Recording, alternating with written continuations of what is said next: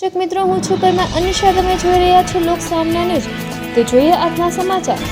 શ્રી સંત દેવતણખી બાપાના પવિત્ર જન્મસ્થળ બોખીરા ધામ માટે ગૌરવની ક્ષણ સર્જાય છે.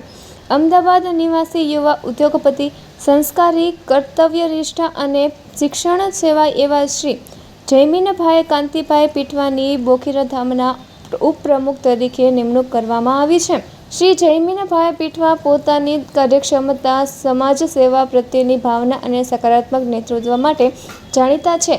તેમની આ ગૌરવવંતી નિમણૂકને લઈને સમાજમાં ખુશી અને હર્ષની લાગણી વ્યાપી છે.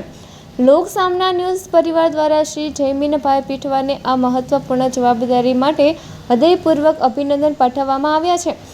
એવી આશા વ્યક્ત કરવામાં આવી છે કે તેમના માર્ગદર્શન અને અનુભવ હેઠળ બોખીરા ધામ વિકાસ અને પ્રગતિના નવા શિખરો સર કરશે, તેમજ સમાજ હિતના અનેક કાર્યોને નવી દિશા મળશે. સંત શ્રી દેવતણખી બાપાના આશીર્વાદ અને ઈષ્ટદેવ શ્રી વિશ્વકર્મા દાદાની કૃપાથી તેમના કાર્યકાળ દરમિયાન બોખીરા ધામ વધુ વિકાસ પામે, સમાજ વધુ સંગઠિત બને અને યુવા શક્તિને નવી પ્રેરણા મળે તેવી શુભકામનાઓ વ્યક્ત કરવામાં આવી રહી છે.